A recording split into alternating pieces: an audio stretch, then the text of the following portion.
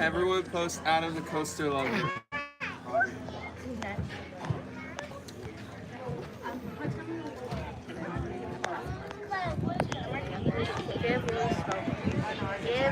Oh.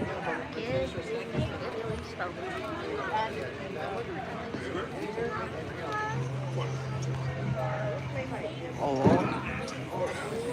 As late as possible. Me. Yeah. Raise your hands if you can hear me. Raise your hand. And raise your hand if you'd like to lower the volume. Lower it a little bit more. Let's see, let's test it right here. Raise your hands if you can hear me. Perfect. Good job, Haley. Alright, hi and welcome on to the African Tram. My name is Heidi and I'll be your driver and guide for the next 25 minutes. But just before we get started, a few safety rules. Please remember to remain seated at all times while the tram is in movement. Make sure to keep our arms, legs, and children inside the tram. Do not lean, sit, or lay on the doors as they're only latched and not locked when it lays you on the path. Now, in case you drop any items outside of the tram, simply raise your hands and wave goodbye as we cannot stop to pick it up. However, if you want your items back and not donated to the giraffes, let me know at the end of the tour. And in case of any medical emergencies, there are yellow strips above your heads. Press and hold those strips to quickly notify me. Those right behind me, you might have noticed you don't have any yellow strips above your heads. Don't worry, knock on the windows right behind me. I'll quickly get here so to get my attention. Alright, also beside the front part, the animals.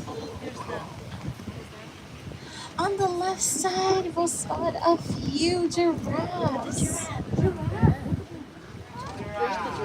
See if you can spot the baby out there. This is just a little sneak peek. We will be returning out here to East at the very end of the tour. You got the baby one. Very cute. That little one's maybe a week old. A week old? And if you also look up on top of the hillside, you might see a tiny little antelope baby too. It's nursing this morning. Did you see it in the picture of you? Yeah. That little nugget's only a few days old.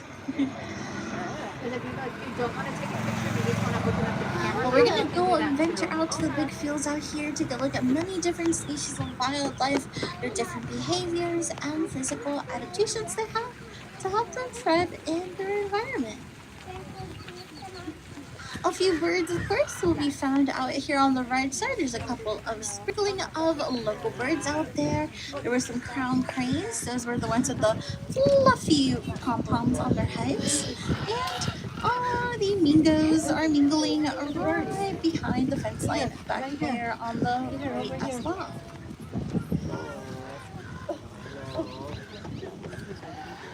But this little flamboyant of flamingos, you might notice they're very, very light in color. They're greater flamingos. They live in salty marshes out in Africa, a place where it gets really, really hot. So those light pink feathers of theirs does help them to reflect heat and keep themselves cool. But you might get to see a little bit of peek of their darker color wing tips at the end. Or sometimes they'll fully open up their wings and you can get a nice viewing of them.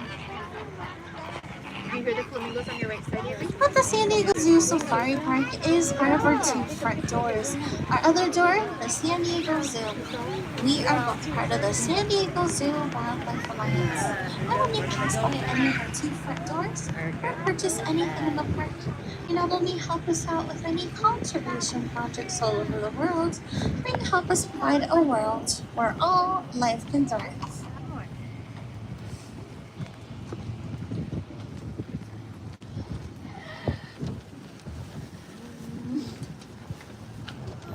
It looks a little quiet over to the right, but on the left, just at the edge of the water, you might see some vultures out there. Let's see if they're out right now.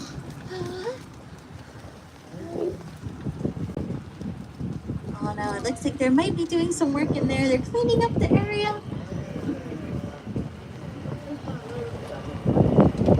But hey, if you look around, you might see some of our own local vultures. There's actually a few soaring up in the sky. Those big black birds with red little heads. They love to surf the wind. Those are turkey vultures. And you might even spot them roosting on lots of the trees around the park. They like to hang out by the pond, by the front entrance, and sometimes even above the trees of the lion habitat.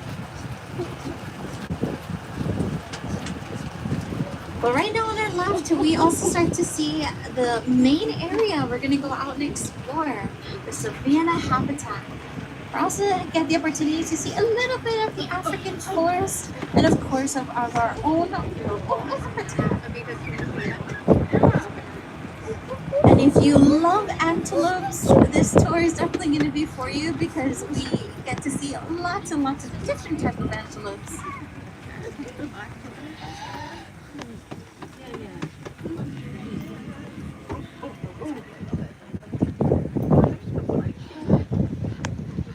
Also, I'm just super excited to see what's out here. I have been on a loan,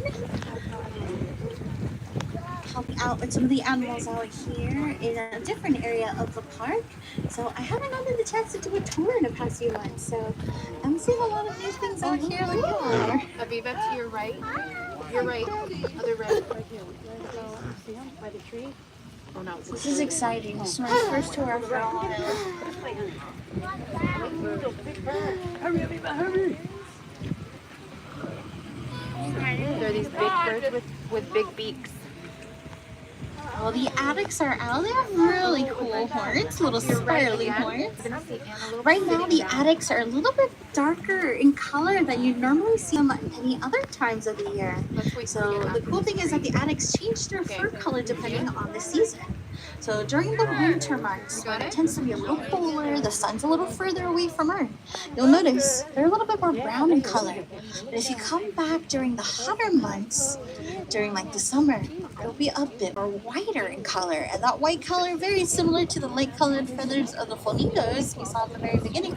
It's going to help these antelopes on the right to be able to reflect and keep themselves warm. Poor baby. On the left side, more antelopes. We've got the ones that look like caramelly cows. Those are elands. Those are going to be the biggest of all the antelopes we see out here in the fields. And then right next to them, the gemsbok. Beautiful grayish lavender antelopes. They all look like they're wearing little masks. Pretty long horns themselves too, about 4 feet in length. Occasionally, you might see them using their long horns as a back scratcher. I thought one of the animals made a noise that it was Peter. Oh, Peter. You're trying to talk to him. Trying to communicate.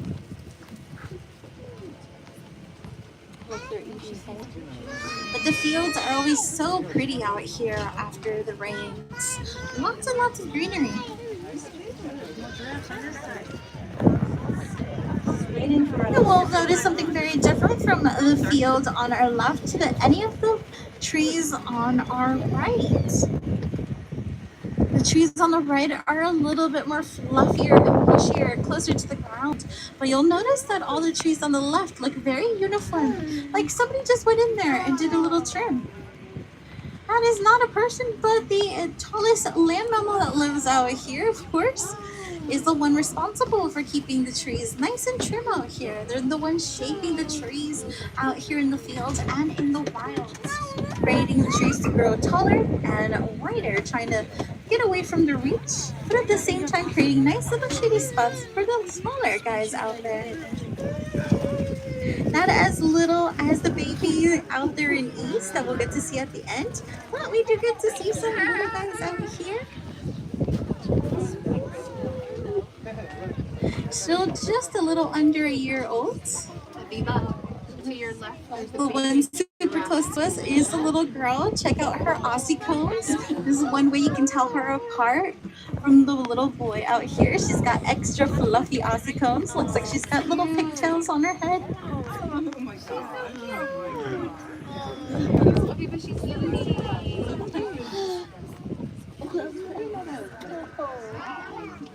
You can see the other little one over there leaning next to mom.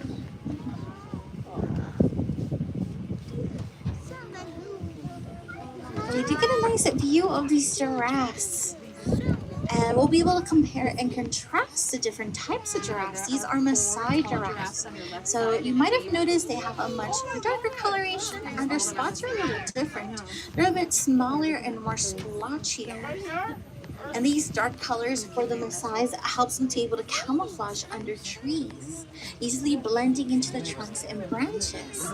And their smaller, more splotchy spots do mimic the shadows of leaves of trees. So if you look at some of the trees out there, you'll kind of see how splotchy the shadows of the leaves look, kind of the same way as the Maasai giraffes. Oh, okay. No one, gosh, girl.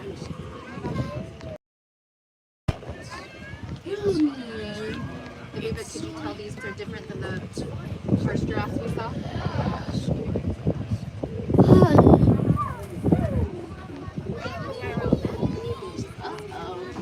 No.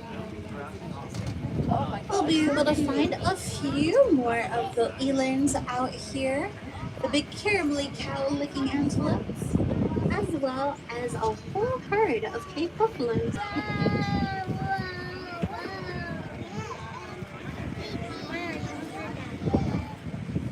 And as we make our way over to the Cape buffaloes, on the right side under the pepper trees, you might discover a few little donkeys. They're grayish lavender in color with little zebra striped stockings. And they have to be one of the animals out here with the silliest of names, as that whole herd of donkeys are called Somali wild ass. Although they do have a very silly name, these guys are part of a conservation project here in the park. There's not too many of them left out in the wild, less than 200. But our hopes is that one day we can reintroduce them back into the wilds and help the population grow.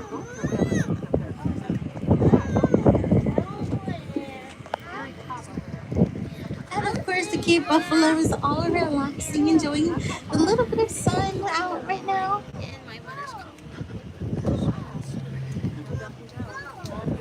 You see them all huddled together, sticking together as a big unit. These animals are very tough, but they also will form protective circles, making sure to keep their younger ones and older family members all in the middle, where they're more protective. And of course, they do love to stare, so you'll definitely catch those Cape buffaloes staring at you. They tend to be a little nosy. It's pretty close to you.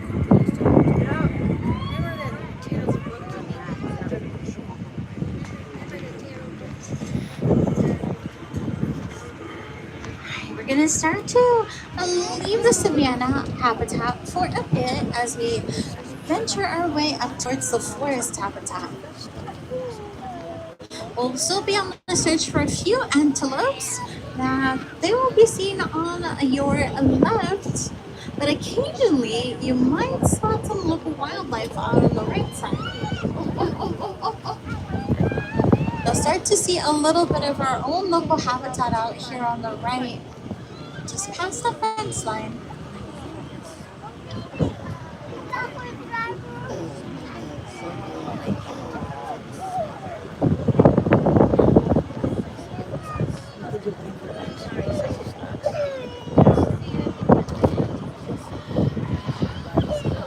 Looks like everybody's hanging out here in the corner, from the roan antelopes and the wildebeest.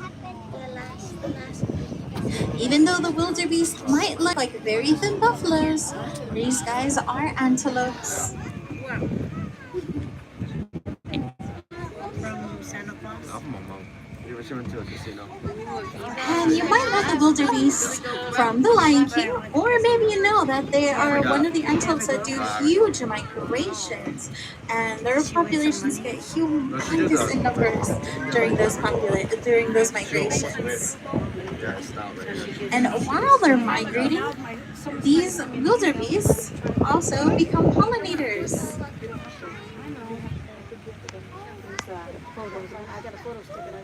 And the way they collect pollen is by those glorious beards you might have spotted on our way up. So while they're migrating, their little beards actually help collect little seedlings and pollen. So while they're migrating and walking around, they're redistributing, helping the growth of plant life out there in the savannah. Also, just beautiful views up here on the bridge. We're able to see the whole savanna habitat, the surrounding San Pascual area. Again, very pretty because we've had all those rains out here. The wind is making us sleepy. No, it's like On the right side is where we get to see a little bit of the forest habitat. It goes all the way in the back. So it's kind of like doing a Where's Waldo out here on the bridge. Because a lot of the forest antelopes really like to hide. So you kind of have to look in between the trees and you might see some movement or some orange. Because most of the antelopes out here in the forest habitat are going to be orangey or red in color. There's some tiny little red-fronted gazelles walking around. You might spot some red lechways or the elusive bongos. And of course, wherever there's water, there's always ducks. So you'll see a lot of little local ducks swimming around. The ducks? Look at the ducks. The ducks. Hey, ducks.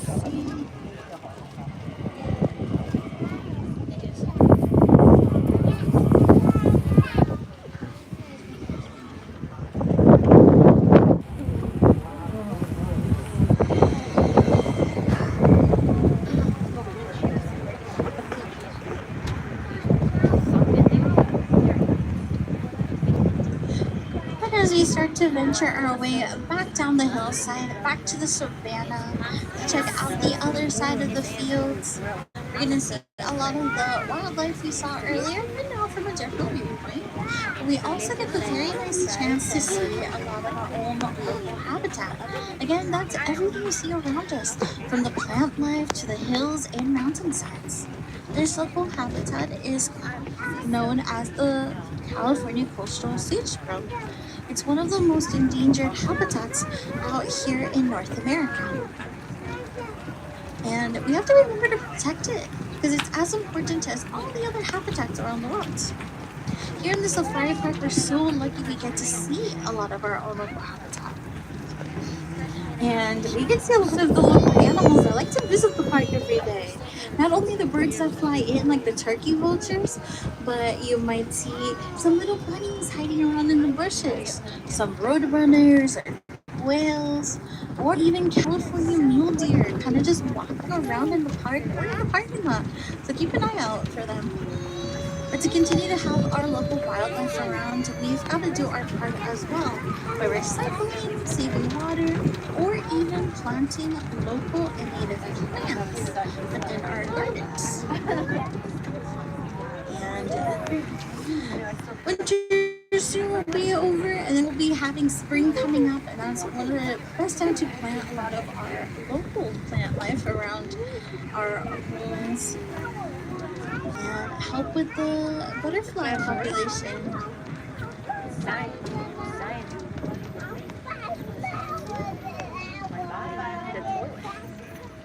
So up here, we'll see some tiny little antelopes. We'll get to see maybe their cousins when we go back out in the east. These are the springboks.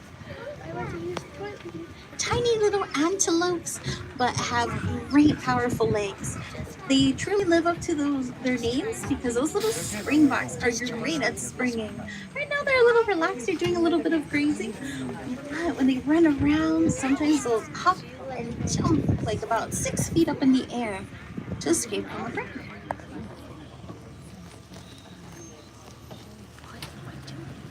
And we also see lots of movement. We can see the gem spot that we saw way in the beginning moving to a different spot. That's it's always cool to be out here because we get to see a lot of different things. The wildlife will slowly move from different areas throughout the day. Also, depending on the weather, they'll move and spend in different areas. So always fun to hop on the tram because you always will definitely get a different view when you hop on.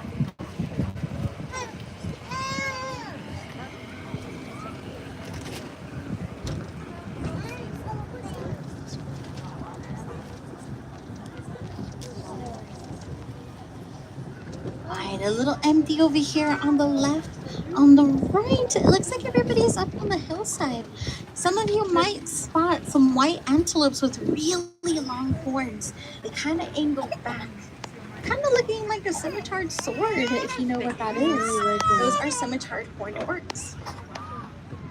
So if you did get a little peek at them, keep in mind, because right now that we head back to east, look all the way up on the very top of the hill and you might see them. I'll definitely make sure to point them out if they are up there.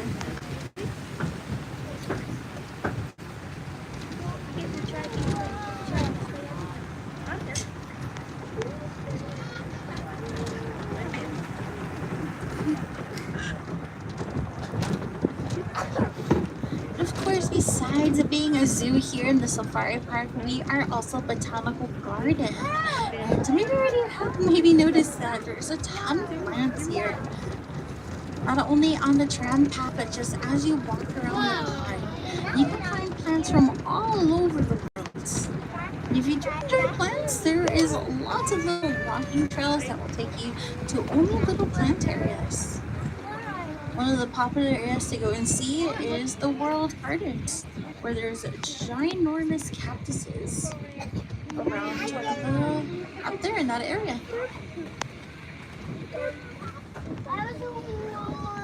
My yoga class. My yoga class. It's nice, my yoga class. What, you don't like my cutters?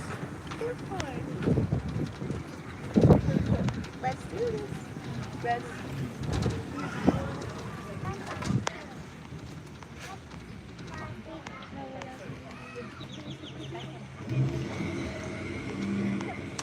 Alright, so we've made our way back to east.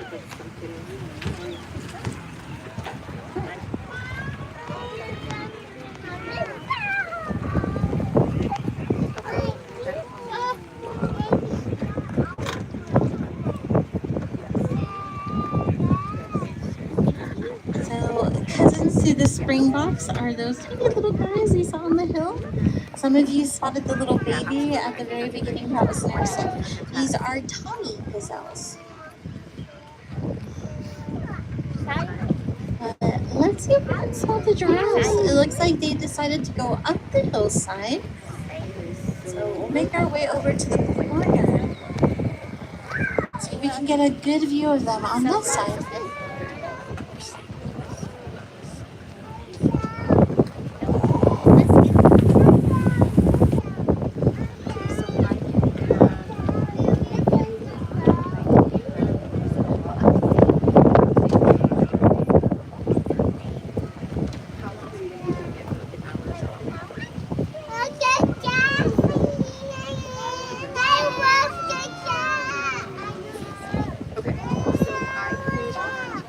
I'll take a pause right here in the corner.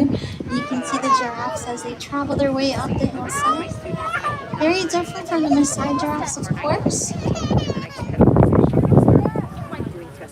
These are the Rothschild's giraffe. They are a little lighter in color. They've got the larger spot patterns. Hopefully you spot the little baby out there. I believe was born on the 2nd of January. But of course, small for a giraffe, because you do have to remember these babies are pretty close to 6 feet in height. Much taller than a lot of us out here.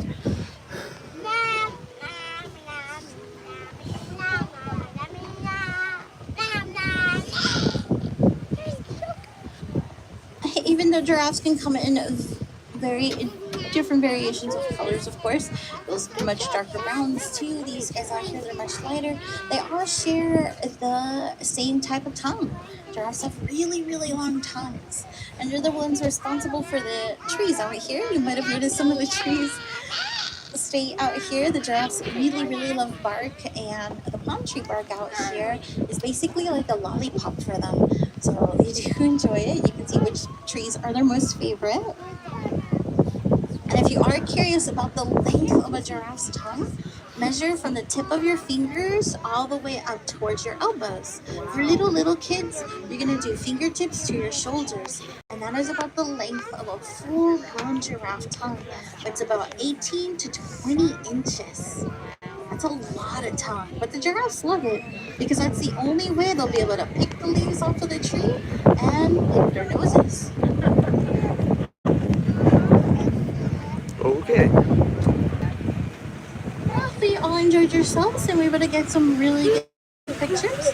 And again, with you just entering through any of our two front doors, and not only help us solve as many conservation projects all over the world, but you help us provide a world where all life can thrive.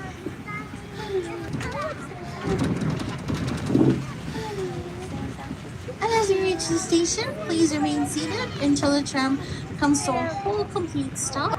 Everybody will be exiting out to the right side of the tram.